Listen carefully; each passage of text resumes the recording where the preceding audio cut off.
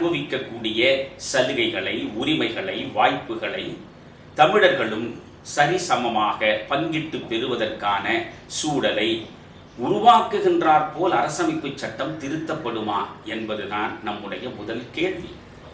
இந்த கேள்விக்கு இந்தியா விடை கண்டாக வேண்டும். இந்த கேள்விக்கு அமெரிக்காவும், பிரிட்டனும், ஐரோப்பிய நாடுகளும் விடை கண்டாக வேண்டும். அதே நேரத்தில் வடக்கும் கிழக்கும் இன்றைக்கு இலங்கையை பொறுத்தவரையில் தமிழர்களுடைய வரலாற்று ரீதியான சொந்த பூமி. அந்த வடக்கும் கிழக்கும் இணைக்கப்பட வேண்டும். வடக்கும் கிழக்கும் இணைந்து ஒரே தமிழ் மாநிலமாக உருவெடுக்க வேண்டும். தமிழ் ஈழம் என்று பிரிவினை கூட அவசியம் இல்லை. இவர்கள் பிரிவினை இருக்கக்கூடாது. ஒரு தீவில் 2 நாடுகள் இருக்கலாகாது. ஒரு தீவில் 2 அரசியலமைப்பு சட்டங்கள் வரக்கூடாது என்று தானே சொல்கிறார்கள். ஒரு தீவில் 2 நாடுகள் தேவையில்லை, ஒரு நாடே இருக்கட்டும். 2 அரசமைப்பு சட்டங்கள் அவசியமில்லை, ஒரு அரசியலமைப்பு சட்டமே இருக்கட்டும். ஆனால் அந்த ஒரு அரசியலமைப்பு சட்டம் ஃபெடரல் ஸ்ட்ரக்சரில் அமைய வேண்டும். கூட்டாட்சி தத்துவத்தின் அடிப்படையில் அந்த அரசமைப்பு சட்டம் உருவாக்கப்பட வேண்டும். உண்மையான கூட்டாட்சி அங்கே நடைமுறைக்கு வருமானால் தமிழ் ஈழம் என்ற ஒரு தனி நாடு உருப்பெற வேண்டிய அவசியமே இல்லாமல் போய்விடுகிறது. சிங்களர்களுக்கு என்னென்ன உரிமைகள் இருக்கின்றனவோ, சிங்களர்கள் இருக்கக்கூடிய பகுதிகளில் சிங்களர்கள் ஆண்டு கொள்வதற்கும், தமிழர்கள் இருக்கக்கூடிய பகுதிகளில் தமிழர்கள் ஆண்டு கொள்வதற்கும், சிங்களர்களுடைய நலன்களை சிங்களர்களுடைய அரசு பாதுகாப்பதற்கும், தமிழருடைய நலனை தமிழர்களுடைய அரசு பாதுகாத்து பராமரிப்பதற்கும் சகலவிதமான வாய்ப்புகளையும் ஒரு கூட்டாட்சி அமைப்பு தானாகவே தந்துவிடும்.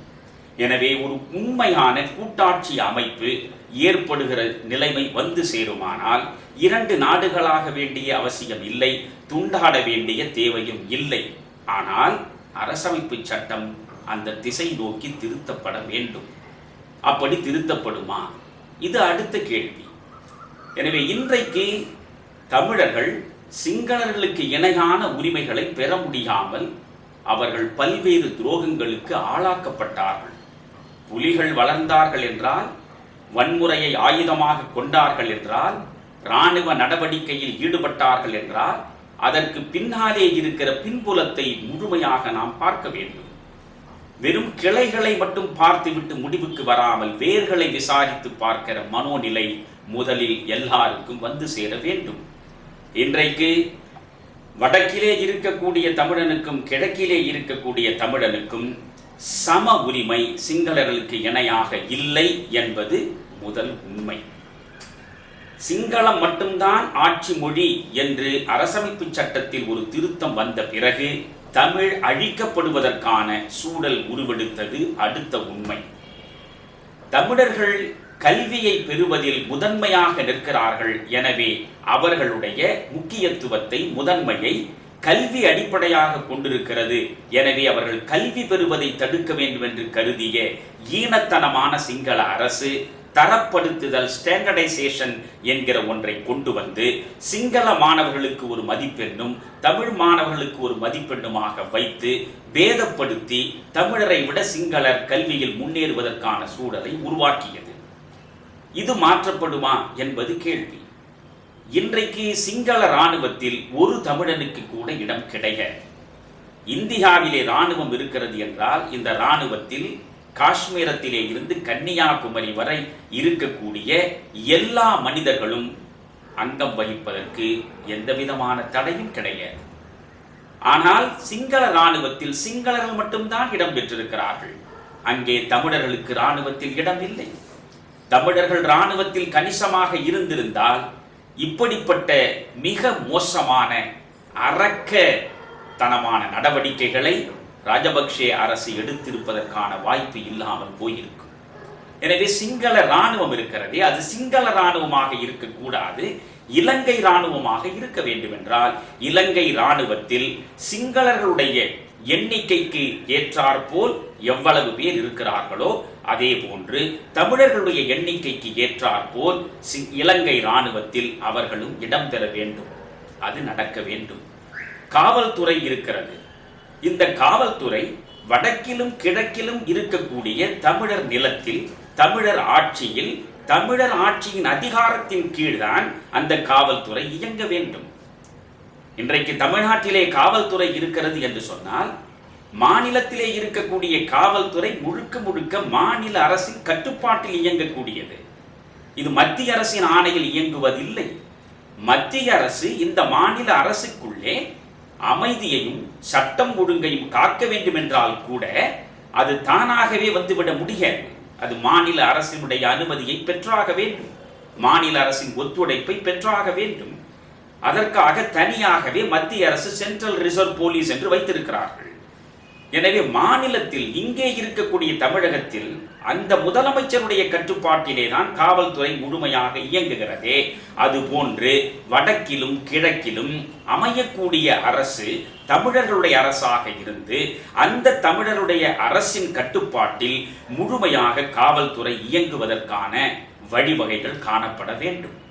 எனவே காவல்துறையில் தமிழர்களுக்கு உரிய இடம், இராணுவத்தில் தமிழர்களுக்கு உரிய இடம், அதிகார கட்டமைப்பில் தமிழர்களுக்கு உரிய இடம், நிர்வாகத்துறையில் தமிழர்களுக்கு உரிய இடம், கல்வித்துறையில் தமிழர்களுக்கு உரிய இடம், தனியார் துறையிலும் தமிழர்களுக்கு உரிய இடம் என்று சகல இடங்களிலும் சிங்களர்களுக்கு சமமாக வாழக்கூடிய சூழல் தமிழர்களுக்கு வர வேண்டும். தமிழருடைய உயிருக்கும் உடைமைக்கும் எந்த காலத்திலும் எந்த நிலையிலும் ஒரு சிறிய ஊரும் விளையாதபடி அங்கே அமைதி காக்கப்பட வேண்டும். இவையெல்லாம் நடக்கும் என்றால் தமிழீழம் தேவையில்லை.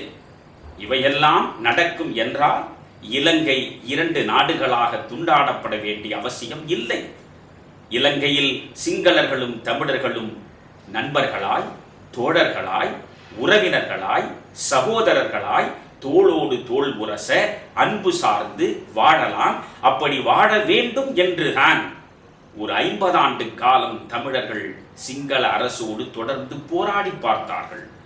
சாத்வீக முறையில் காந்திய வழியில் தங்களுடைய கருத்துக்களை முன்வைத்து போராடினார்கள். ஆனால் இந்த சிங்களர்கள் தங்களுக்கு சமமாக தமிழர்களை நடத்துவதற்கு தயாராக இல்லை. கொத்தடிமைகளாக தமிழர்களை நடத்த அவர்கள் முயன்றார்கள். தமிழர்களுடைய ஒவ்வொரு உரிமையையும் பறித்தார்கள். தமிழருடைய வளர்ச்சிக்கு தடை போட்டார்கள். தமிழர்களுடைய சொந்த நிலமாகிய வடக்கிலும் கிழக்கிலும் வேண்டுமென்றே சிங்களர்களின் குடியிருப்பை கொண்டு வந்து உருவாக்கி அங்கே தமிழருக்கு இணையாக சிங்களரினுடைய எண்ணிக்கையை பெருகச் செய்து தமிழரின் பெரும்பான்மையை குறைப்பதற்கான முயற்சியை திட்டமிட்டு வளர்த்தெடுத்தார்கள். எனவே எல்லா வகையிலும் தமிழரை தங்கள் கால்களில் போட்டு நசுக்குவதற்கு முயன்ற சிங்களர்களோடு இனி விடுதலை புலிகள் இல்லாமல், பிரபாகரன் இல்லாமல் இந்த தமிழர்கள் சம உரிமைகளையும் சம வாய்ப்புகளையும் பெற முடியும் என்று இந்திய அரசும் உலக நாடுகளும் கருதுகின்றனவே. அவற்றை அவை செய்து கொடுக்க வேண்டிய நிலையில் இப்பொழுது இருக்கின்றன. செய்ய போகின்றனவா என்று உலகம் பார்க்க வேண்டும். காலம் பார்த்து கொண்டிருக்கிறது. இவையெல்லாம் நடக்காமற் போனால் மீண்டும் தமிழீழம் எழுவதற்கான சூழல் கனிவதை யாரும் தடுக்க முடியாது. மீண்டும் ஒரு போராளி குழு உருவாவதை யாரும் தடுக்க முடியாது. மீண்டும் பிரபாகரன்கள் அந்த மண்ணில் வளரக்கூடிய சூழல் ஏற்படுமானால் அதை தடுப்பதற்கு யாராலும் முடியாது. இதுதான் வரலாறு நமக்கு சொல்லிக் கொடுக்கிற பாடம்.